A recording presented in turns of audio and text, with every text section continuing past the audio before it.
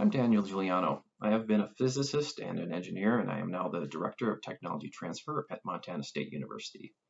Kedar Hardikar's book, Abstract Intersections, is a very interesting literary experiment, making connections between mathematics and human life. It took a unique perspective to create it, and it takes some understanding of advanced mathematical concepts to appreciate it.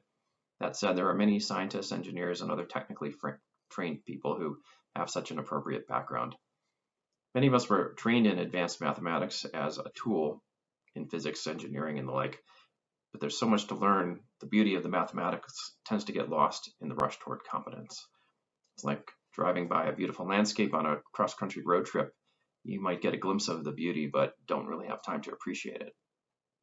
In this book, Kedar is able to both remind us of the beauty of the mathematics and to use the mathematical concepts to give us unique perspectives on our own lives in a remarkable two-way synergy.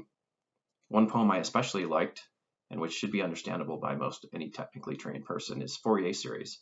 The Fourier series is an interesting and powerful mathematical tool telling us that any periodic function can be represented by a sum of sines and cosines.